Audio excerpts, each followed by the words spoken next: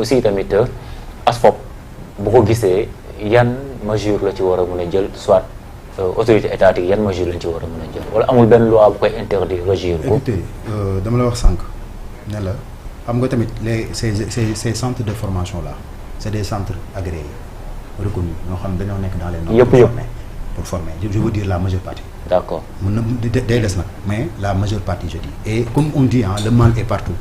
li ngay retrouver dans la sécurité mais da koy retrouver ci yeneen entité yi il faut le dire. Maintenant, ce qui compte, c'est de parfaire, c'est de chercher, d'être en quête de la perfection. Je vous ai dit tout à l'heure que la sécurité privée du Sénégal doit traverser une crise socio-professionnelle par manque de formateurs confirmés, ce qui a un impact très négatif sur la qualité des apprenants. Car ces derniers, initialement mal formés, faut le problème, ont été beaucoup plus désorganisés en raison du manque de formateurs avérés. Donc, c'est juste pour dire que problème bi yëpp boo xoolee mi ngi nekk ci kiy joxe xam-xam attention nit mën na nekk dans les règles dans les normes mais li muy joxe aussi ci wérul ki mu koy jox. kooku mënul nekk un agent de qualité. xaw ma ndax gis-gis ci xaw ma ndax ay si. danger la sax li nga foofu la problème bi nekkoon. d'accord la majeure partie de nos formations dañ ko doon basé ci physique loolu lañu yaakaar loolu lañ gëmoon. ancien je veux dire ancien pratiquant d'art martial nga mën nga nekk garde corps. ponkal nga am ngay doole mën nga nekk garde corps foofu lañ ko basé woon dans un premier temps. ancien militaire nga mun alors que physique bi 20% la. d'accord ah bon. physique bi 20%.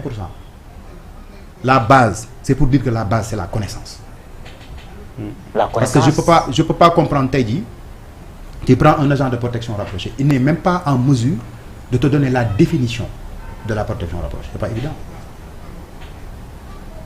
La protection rapprochée c'est un dispositif comprenant un nombre d'éléments appelés garde du corps qui se déploie discrètement autour d'une autorité, du VIP, pour la sauvegarde de son intégrité physique et morale, son entourage. Il y a la menace directe et indirecte. La menace directe, c'est quand ça concerne l'autorité. La menace indirecte, quand ça concerne son entourage. D'accord. Qui se déploie discrètement autour de l'autorité pour la sauvegarde de son intégrité physique et morale, de sa liberté et de son honneur. Boo xoolee dans cette définition là on a parlé de la discrétion. discrétion loolu boo deful formation mënoo ko comprendre mënoo ko xam. même loi bi leen régir sax. et c'est ça et la priorité en matière de protection c'est l'évacuation c'est juste pour dire que. c'est pas du tout ça c'est pas du tout le fait d'être nga ponkal wala le fait mais c'est pour revenir encore une fois. dire que problème bi moo doon ñiy jàngale déjà. li ñuy contenu bi ñuy joxe. d'accord moo fa manqué woon contenu boobu nag formation des formateurs dafa ñëw indi ko régler ko. ça c'est un. deuxièmement xam nga. les centres de formation ku ci ne da nga yor sa école di former c'est tout à fait normal boo former sa élément nga jox ko la ca war comme lijaasa et autres maintenant nag comme on parle très souvent des qualités de l'agent de sécurité ou les qualités de l'agent de protection rapprochée qui sont physiques, morales, intellectuelles et esthétiques par rapport au comportement bi ak attitude bi mooy le savoir-faire et le savoir-être. alors qualité de formation moom la ko war a mën a. effectivement maanaam à travers une formation on te parle de ces qualités là nga xam ne un agent daf ko war a am. mais quelle formation aussi parce que yaa ngi doon wax que ni agence yu bëri nañu agence de formation yu bëri nañu mais ban genre qualité est-ce que bon reconnaître nañ la ci qualité boo xamante ni nii déjà bu ñuy produire ay professionnels la ñuy génne. waaw non moom laa lay wax léegi man la dañuy ñëw ci le formateur d'abord. d'accord. Okay, parce que le formateur est-ce qu'il est qualifié c'est ça le problème c'est ça que je veux dire. Ouais. Est-ce que le formateur a fait une formation des formateurs est-ce qu'il est qualifié pour xam moom nan kiy jàngale nan la war a taxawee ak lan la yor est-ce que am na aptitude bi c'est ça où il y a question. mais comment war a nekk formateur bi. non c'est pour te faciliter la tâche c'est pour te dire que y en a qui formé. D'accord. sans être formé est-ce que loolu am na fenn. non. est-ce que nit mën na xëy rek dem ci école taxaw te jaarul école normale wala jaarul formé wuñ ko pour muy former en tant qu'enseignant ou quelque chose. c'est ce qui existait. C'est ce qui existait dans la sécurité privée. Ce problème là nag ASFOP moo ko réglé. à travers la formation des formateurs. ok moo tax mën a léegi on a une bonne qualité parce que tout simplement mais y a ASFOP y a nos séminaires y a tout ça. d'accord comprendre nga. Ouais. maintenant nag boo livrer par exemple comme ni mu ko waxee léegi ASFOP dafa bokk ci objectif am mu dem ba à un niveau. agent de sécurité non seulement bokk benn xam-xam yow mi nekk Fongolémi wala Kaolack ni ngay jàngalee ak li ngay wax ak li nga xam ci sécurité concernant le privé moo xam agent de prévention et de sécurité moo xam agent de protection rapprochée man je parle le même langage loolu ASFOP moo ko commencé régler ba ñëw na ñi fi nekk ñëpp yor centre même programme la ñu jàng. parce que loolu aussi module quoi. même module. parce que yow bu ñu dajee sur le terrain li nga jàng ma jàng ko mais facilement on évolue. yaa ngi comprendre loolu déjà c'est que léegi nag ci ni mu demee ci sens boobu noonu la bëgg a demee ba à un niveau où mais agent yëpp ñooy yor même carte professionnelle c'est une possibilité nga xam ni yow après école bi mu defee formation en protection rapprochée ba pare ça sera validé par ASSOPS. maanaam c'est examen final comme le font les dans nos arts martiaux. boo demee ba atteindre benn niveau de ceinture bi. tu le fais da nga koy def ci fédération bi. donc ASSOPS taxawaay boobu déjà lay amal. c'est machallah. vous avez compris. ce qui veut dire que. tu seras validé yow.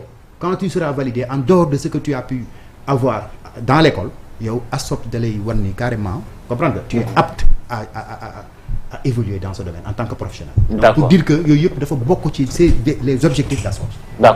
d'accord mais balaa may après Ibrahima ñëw ci yéen. ma sama dernière question rek mooy que ni parfois dañuy gis ñoo xamante ni déjà dañuy am âge de la retraite te leen gis ci yenn agence yi ñuy def sécurité di charger sécurité bi ci agence bi mais loolu itamit bon la ci seen loi bi leen régir wax la ci ASFOP wax.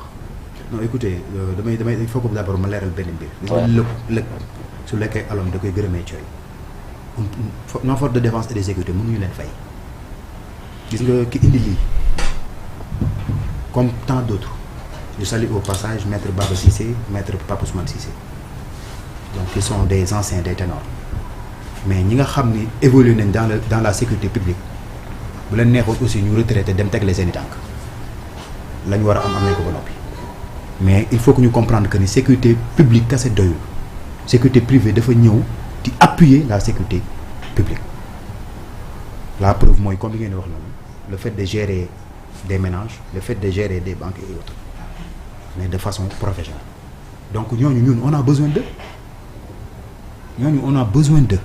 dañ leen soxla seen expérience soxla seen xam-xam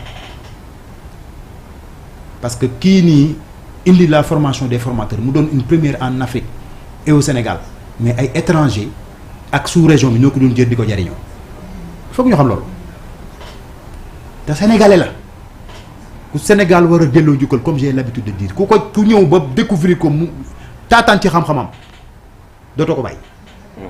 c'est extrêmement important te tey jii defar moo ko taxoon te jóg te defar na donc comme c'est pour dire que on a besoin de ces personnes là. on a besoin de leur expérience parce que quoi qu'on en dise c'est des professionnels dans le domaine. même boo yoree âge retraite. non mais bien sûr quelqu'un mais un vieillard qui meurt c'est une bibliothèque qui brûle. ah mais il s'agit de la sécurité monsieur. non je veux dire quand il s'agit c'est-à-dire que je veux parler. surtout des personnes tout à l'heure on l'a édifié. wax nañ ko mooy les personnes qui viennent retrouver la sécurité privée pour créer des entreprises. d'accord. ñu ngi créer ay emplois. ñu ngi partager seen connaissance ak seen expérience c'est important. je veux parler de ces personnes-là maintenant ces personnes dont vous parlez xam nga ku ci ne habilité nga même bu fekkee ni que même am na benn âge boo xam boo ko atteindre. wax dëgg yàlla amatoo droit même inspection du travail dootul mën a jël en compte. comprendre nga mënoo dem ci ay 65 ans 70 ans et cetera bëgg évoluer ci sécurité. mais gis nañ ci quand même quoi gis nañ ko ci. non mais ce qu'il faut non c'est-à-dire que c'est la vérité. mais ce qu'il faut comprendre. il faut que aussi ñu jël en compte Sénégal ak tolluwaayam ak fi mu toll. il faut que ñu jël loolu en compte quand l'individu est là s'il a les capacités. yaa ngi déglu et les potentiels pour pouvoir gérer parce que même en dehors de ces postes dont vous parlez il y en a qui sont des chefs de sécurité dans certaines entreprises te pourtant ils s'en sortent pas mal programme yeeg yëpp yi ñuy teg pour société mën a évoluer pour ñu mën a gérer la sécurité mais dañ koy teg day leer nañ. ok comprendre nga. maintenant nag quand vous parlez peut-être ci magaay beeg. parce que force beeg yooyu peut-être loolu ça pose problème mais loolu question d'appréciation la parce que mën nga gis koo xam tey jii am na benn âge moo gën a dëgër gone gu am 35 ans. parce que léegi ndaw yi ñoo màggee. mais je pense que foofu il veut parler de par exemple parfois tu viens à des postes nga gis fa un vieux vraiment d'un certain âge quand même waru fa non effectivement quel que soit alpha parfois mun na. bon là je suis d'accord. waaw, parce que aussi am na benn niveau boo xam ne aussi boo fa tolloo. comprendre nga ci âge wax dëgg yàlla on sait que wax naa ko léegi. il y a des qualités pour être un agent de sécurité wax naa ko léegi. qualité bi ci njëkk qualité physique la. c'est ça. être en bonne santé être rigoureux et cetera.